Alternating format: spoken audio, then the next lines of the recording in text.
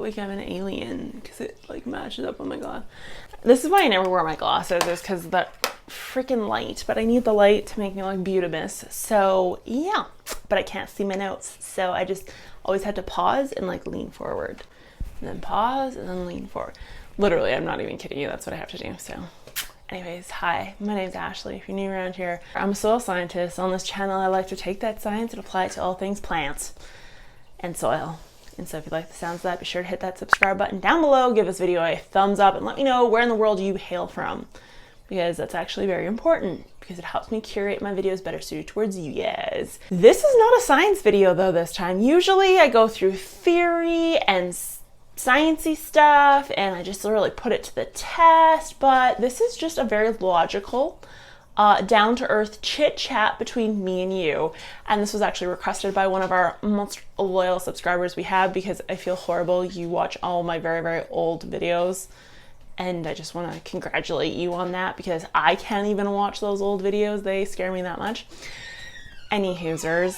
Truth Psych Seeker had a question that only an old soul would ask, so you must be an old soul. And that is, how do you responsibly start a plant collection?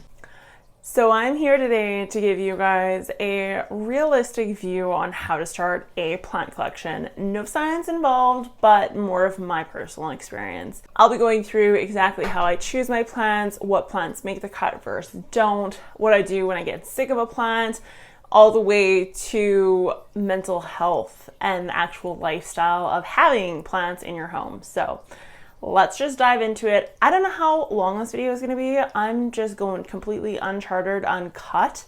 I'm going to be totally honest with you guys, all the pitfalls I've had. And yeah, let's just jump into it. So I started enjoying plants at a very, very, very young age when I started gardening with my grandma. So it started in the garden, and that obviously was not anything compared to what it's turned into now. But when I was about, I want to say 15, I started working at Petland, and I worked in the reptile and fish section.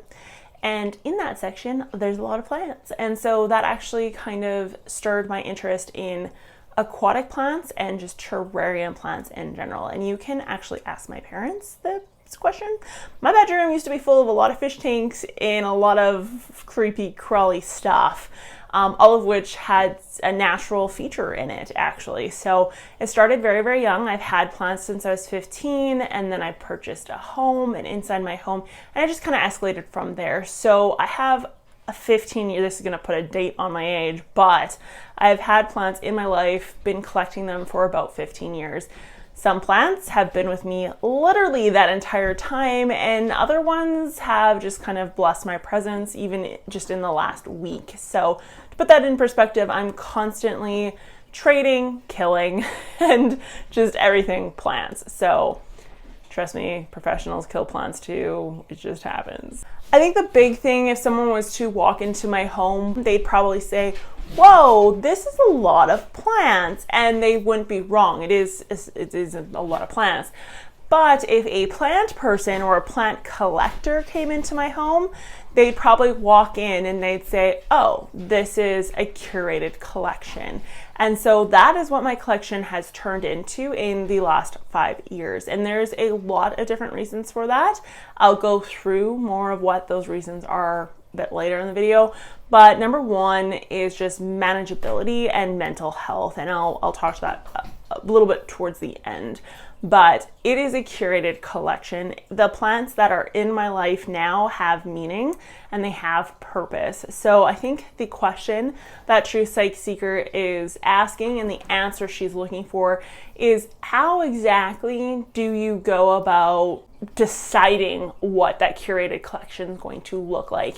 And there's so many different factors that go into that, but I actually wrote down and thought about the reasons why I chose the plants I chose. I have 4 reasons for my plants. The first, and probably the most important to me, is I'm a sensory person. So I'm looking for something that visually, scent-wise, or touch-wise appeals to me. So I like oddly shaped leaves, and there's so many different examples of that in my collection. Everything from something so simple as an asparagus fern all the way to something like a tiger tooth philodendron or a Monstera adansonii or my Monstera CM, my Spider-Man Monstera. All those have visually appealing shaped leaves to them. So I like shaped leaves. The other one that I like is the look of leaves, but a very specific look, and I'll get into what that look is that I don't like a little bit later, but I like abnormal variation. So I don't like anything that's linear. I like marbled, I like spotted, or I like vibrant and patterned. But what I mean by that is very specifically like Maranta type pattern, something that's oddly patterned, but lots going on in the background. Dieffenbachias I actually really like too, just like the mottled look to them. So that is kind of what I go for there visually.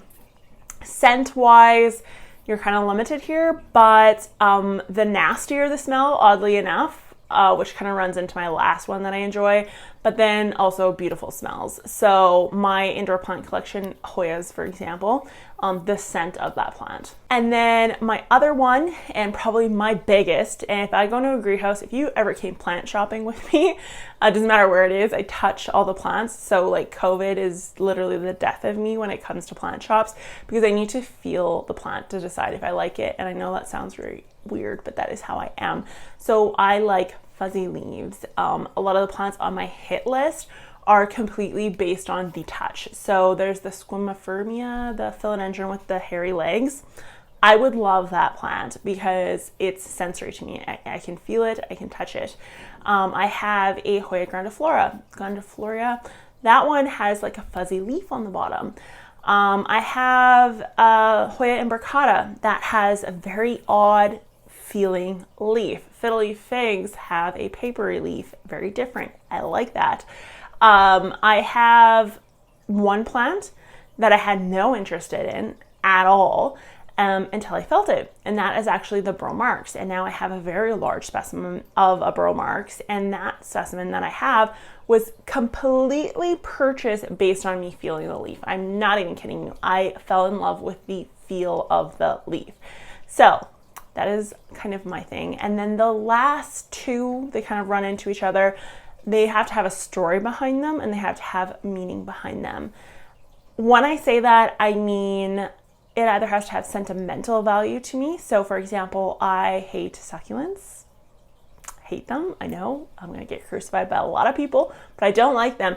However, I have succulents from my mom and my grandma that they love, that they've given to me. So I'm going to cherish and take care of that plant till the ends of the earth, because, and solely for the reason that it has a story behind it. So I'm just going to show you what that succulent looks like. So this is this guy.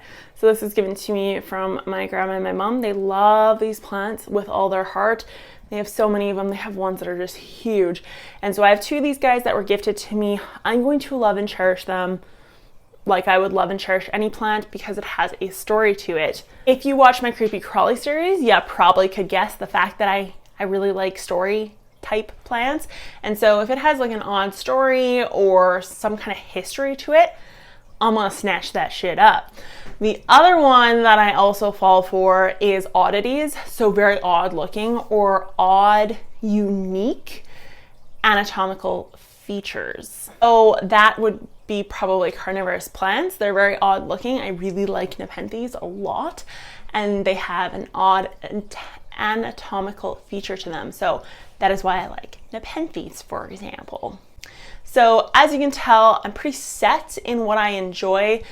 Those numbers, those factors have not changed in probably 5 years. Like if we're gonna say, let's face it, like when did I decide those have been factors my whole life. I just chose to purchase outside of that, and it's always been a mistake. So the plants I absolutely dislike, unless again they have a story to them, like they've been given to me or whatever, but that I will not actively purchase anymore. And I have actively purchased, and like I said, it's been a mistake every time, because let me tell you, If you buy a plant outside of your decided niche, I can almost guarantee you're not going to take care of it. Even though you tell yourself, I'm going to take care of this plant, you don't. You never do. I don't know what it is. You just don't care for it. You don't bond with it. You just push it off to the side and you let it go wild. So I have very specific plants on this list. I dislike crotons. I hate when people say, oh, they're the easiest plant. No, they're not. They absolutely spaz out on me. They need certain humidity. They need certain watering. If you forget to water them, all the freaking leaves will fall off. All of them. I had one of our subscribers, actually, she's in Germany, and someone sold her a croton saying, oh, it's the easiest plant ever. She brought it home, and within a day, she hadn't watered it. She hadn't done anything to it. A day, less than 24 hours, leaves were starting to droop and fall off. That is what these plants do. They are spazzes, and so I just do not like them. I also find them to be very fake looking, and yeah, I just think they're ugly. It's weird, but I do. I'm sorry. Crotons? No, I will never have a croton in this house ever again. This one took me a while to admit to, but I hate Dracaena. Every single one of them I dislike. I do not like spiky, thin leaves. I also don't like palms at all. And so I bought Dracaenas, and I don't like them. I don't find them satisfying. They are very easy to grow in my mind. When new growth comes out of them, it's kind of like, oh, yay, new growth, whoopie dang. They're not for me. The exception to this rule, technically only because now it's considered a Dracaena, is the snake plants. I like those Dracaenas because they are Dracaenas now. So that would be my exception. I am a little bit obsessed with snake plants. I have a lot of snake plants. But the very classic Dracaena look, I despise. Absolutely despise. I also despise palms. Anything with those really tiny slit leaves, not for me. To the point, actually, that I love monsteras, but I would never own a Monstera pinnaparata because it reminds me too much of a palm tree. That's how much I do not like them. So I think with like these tiny little skinny leaves, not for me. The only exception to this is the Ponytail Palm, which I own. And the reason for that is because I just love that cascading waterfall look. I love that look. And they're not just seen it. Just me. It's off the list. Cannot do it. Succulents I despise, and cacti I do not like. The exception to the cacti, I do have an exception, is Euphorbia and Oppetunia, the paddle ones, the very flat paddle ones. I love those. I have 2 of them. I don't love them, but I have 2 that I like. I have a variegated version and I have a regular version. I like them. And then I like the Euphorbia. I find the milk trees to be, I have one right there. I find the milk trees very odd. I like the fact that the sap is like super poisonous and corrosive. That I find very cool. But I just like the way that they grow. So, and the texture, I actually really like the texture. So Euphorbias and Oppetunia are the only 2 I enjoy. All the rest of them can go pound sand. And the last one, which is probably the most oddest one ever, considering this is like all the rage right now, but it's not even a specific plant. I just don't like linear variegation. That is like not my thing at all. I hate linear variegation. I hate spider plants for that reason. Yeah, I know. I don't like spider plants for that reason. I don't like Dracaenas for that reason because they freaking got it too. And I actually have, even though I like Dieffenbachia, I have a corn plant. They call them corn plants. It's a Dieffenbachia. It's a dumb cane. That one I own, and I'm actually probably going to do a giveaway for it on Instagram. It's very healthy.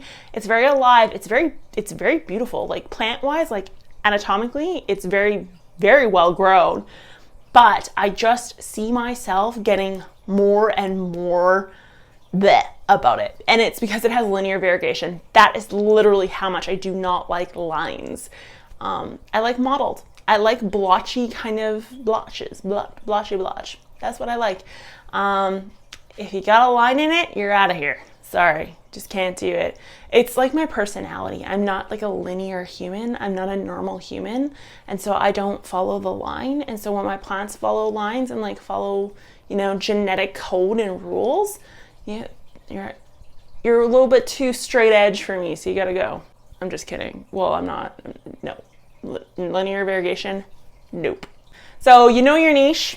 You know what you don't like. Now, how do you decide how often to bring plants in and how to build that collection up?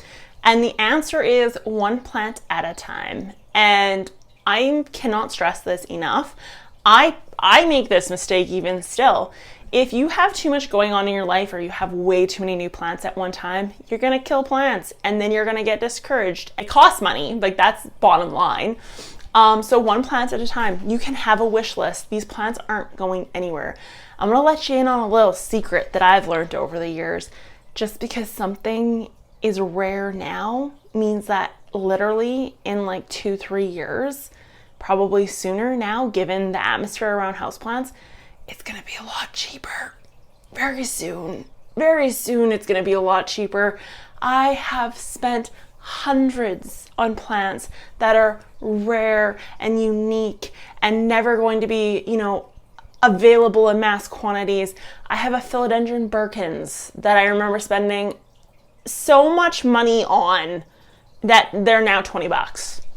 I have a rosary plant, like a string of hearts.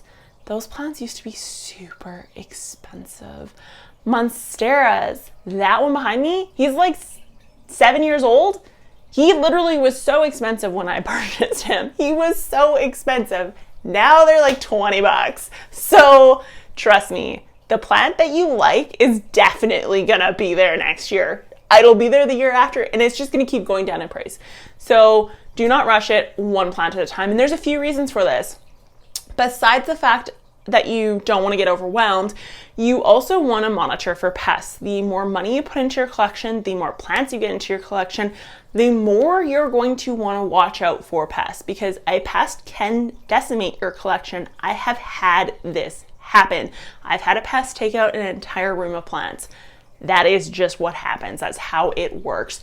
So one plant at a time is going to prevent that. It's also going to help you to focus. And when you can decide when it's time to one up and get another plant is actually when you have new growth. So when you're starting to see new growth on your plant, you're starting to see that it's established and happy in your home, then you can add a new plant. And that will take approximately 1 month. And I know you're probably thinking, 1 month? It's going to take me 12 months to even have 12 plants.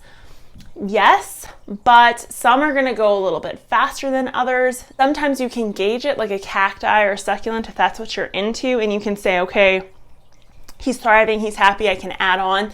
Just take your time with it. One thing I have learned over the years is when you're just purchasing plants, like at the grocery store, just whatever you want, you're just grabbing it. Oh yeah, that looks good, that looks great, it takes the fun out of it. Honestly, it does.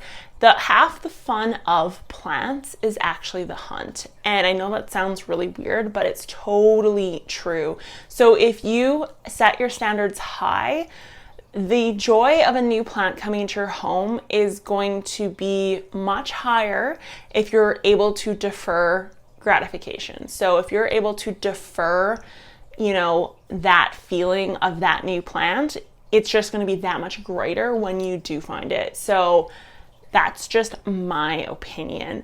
I know I feel a lot better about a plant when I find it for cheap or on sale, and it's one that I've been looking for forever. That feels better to me than paying full price, for example, or finding a rare plant in a grocery store because it happens, I've done it. That is so satisfying because it's like, oh, I'm the one that knew that was rare. I was the one that knew that plant was cool and I got it for $3. So just the hunt is part of the fun. And I held out for years, for example, for my tiger tooth philodendron. Tiger tooth philodendrons, very expensive plants. But I held out for a number of years and I actually got one from JBB Exotics on Etsy. Go check them out. They're Canadian and I found it for very cheap, very reasonably priced tiger tooth philodendron. So just to put that in perspective, that is half the fun, is the hunt. So do not rush it, enjoy it. One plant at a time also means you're going to be able to find your threshold. You're going to hit a threshold. I can promise you that. I went through my life basically fell apart. And what happened was, obviously I got depressed, because I think that's a normal reaction to your life falling apart. And my plans just went to junk. They did. If we're being totally honest, they completely fell apart, and I killed a lot of them. And it was because my hobby outweighed my lifestyle. It outweighed my mental health. And you need to find your threshold, and you need to stay within it. Plants can get overwhelming if you get too many of them. They feel fine and dandy when you don't have disease, or you don't have root rot, or you have enough lighting areas, or you don't have to buy grow lights. It's not breaking the bank. That's when it's fun. Eventually, they're living things. They cost money. It may become financially impossible for you to do. It mentally may be too much to spend an entire day watering your plants religiously all the time. It may be stressful for you to go on vacation or have to leave for work for a week and not knowing who's going to take care of your rare exotic plants and whether or not they're going to live. So find your threshold and hold it. Do not go beyond it. If you find that you've hit a mental health crisis or life is changing and you've hit the indoor houseplant threshold, do not hesitate to give those plants away. Do not hesitate to sell them. Do not hesitate to trade plants to something that's more manageable for you. Don't lose your money. Do not lose your investment. That's not what I'm telling you to do. Don't throw these plants out. Try to get your money back, or try to work it out. So if you need to shrink the collection for a little bit, there's nothing wrong with that. Do it. The plants will be there next year. I can promise you. Another factor you want to think about, Psych Truth Seeker, you're asking this question where you said, well, how do you know like where to put the plants, or like where you're going to put them? Like, how do you plan your house? And this is the honest reality of plant houseness. If you have an indoor plant and you want rapid growth out of it, you want it to turn into a big plant fast, putting it in a south-facing window with lots of sunlight isn't going to be enough. You're going to need a grow light, and that's just the ultimate truth. Indoors, the windows tend to filter stuff out. Winter is very variable in how much sunlight you can get, all that stuff. So if you're looking for rapid growth and big plants from a small itsy bitsy plant, you're going to need grow lights, and that's just the reality regardless of what window you put it in. I will say there's a certain level of satisfaction that comes from growing plants up from babies. A lot of my plants, like my giants, like these guys here, him, my fiddly fig, my giant prickly pear cacti, my aloe vera, like there's a lot of big plants that you guys probably have seen just in the background in a lot of my videos. Those are all baby plants. I never bought a plant for $110 large or whatever they are. They're hundreds of dollars, and I've only ever grown them from babyhood. So I encourage you to do that. There's a level of satisfaction and a level of bonding that comes with that territory and care. So if you want to bond, if you want a plant to be more of a mental health and something you develop a relationship for, if you're doing it for mindfulness, things like that, then start small. If you're doing it for, if you're doing it for mental health, period, if you're doing it for mindfulness, just brain health, a hobby, little plants are the way to go. They're not going to look spectacular in your house. They're not going to grow nearly as fast, especially if you don't have a grow light. I'm just being honest. But there's a level of satisfaction that comes from that. If you're looking for a wow piece or a decorative piece, you're going to want to buy a big plant, because I don't care what you do to it. You can put it under a freaking grow light with a ton of fertilizer. You're looking at years before you get a statement piece, and that's just the reality. I had a friend asking about a fiddly fig for an office, like for her business, to put in the window, and just how long it's going to take her to grow a $20 fiddly fig tree. and my fiddly fig is 10 years old. Like, it's giant, but it's 10 years old. It takes time, especially in cold climates, especially in unideal conditions. So if you want the statement piece, go with the bigger plant. Bigger plants adapt better to homes. They don't go through as much shock when it comes to transplanting and just life in general. They're a lot less temperamental. But smaller plants are kind of like a bonsai effect. You have to care for them, you have to love them, you have to bond with them. So it's kind of, you have to decide big or small what you want to do. My final tip, and probably literally the most important one, is look up what the plant looks like down the road. Plants, what you buy in the greenhouse, that you buy in the grocery store, that you buy at the plant shop, weren't grown in that greenhouse, that plant shop. They were probably grown in Florida.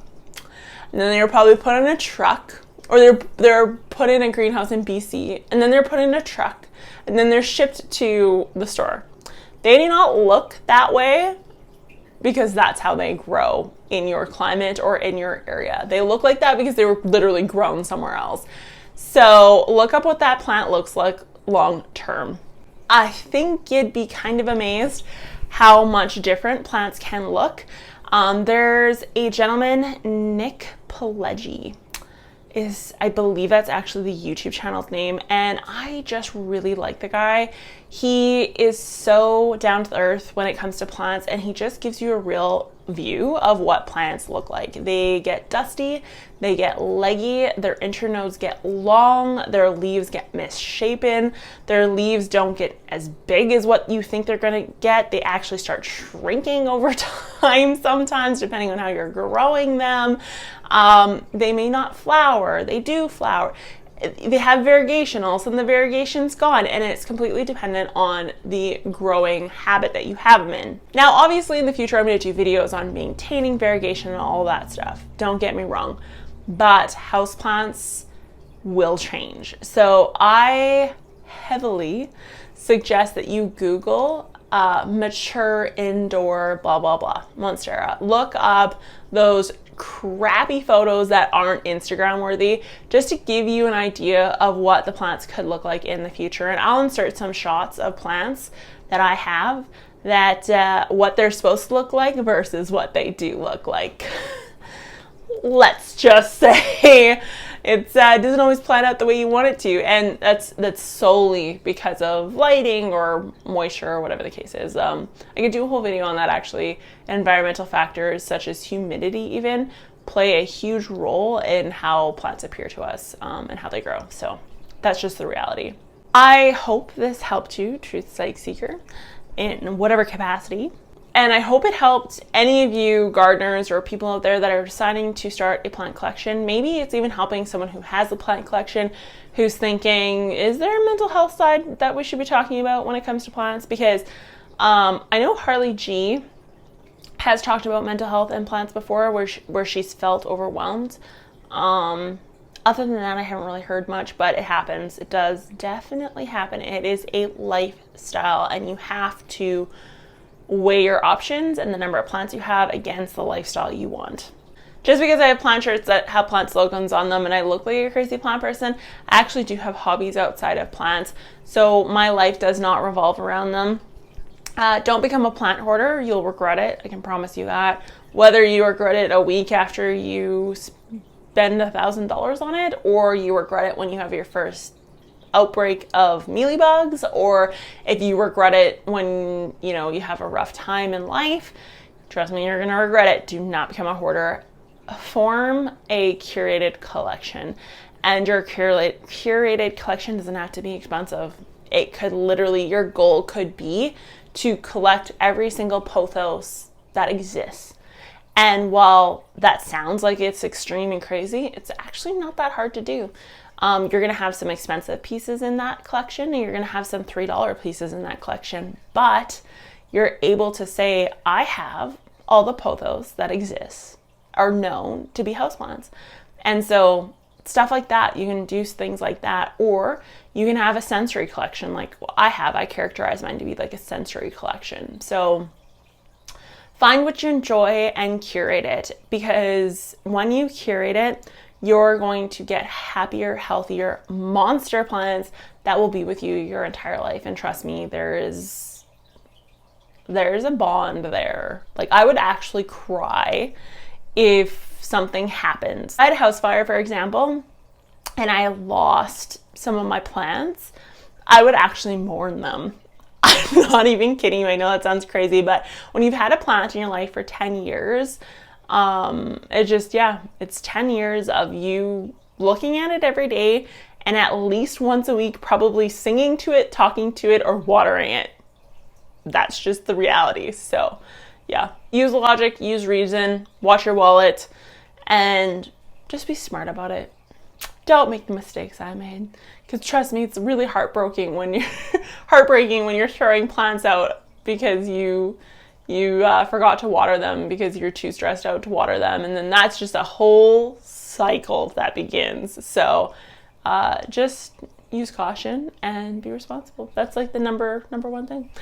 I hope this helped you. If it did, please let me know in the comments below. If you have a plant collection growing, and you have a non-hoarder amount of plants, then let me know in the comments below. I'd love to know what you guys have. Or if you know your niche, if you know the niche of plant that you like in your home, then let me know in the comments below. I was actually thinking of doing a video on this kind of over the winter of different themes of perennial gardens that you could have in Canada or in cold climates, actually. So I've started working on that, just like color-wise and stuff, how to have a curated perennial collection that makes sense and isn't super boring. It's not just all hostas and stuff. So I was actually thinking of doing something like that for that as well, because outdoor, it applies to, you can get a little bit overwhelmed and you can just start buying up a whole bunch of different perennials and annuals, and then every year they don't really make it. So just putting some logic and personal experience into those too. I want to thank you guys for watching, and I will talk to you guys next time. Bye.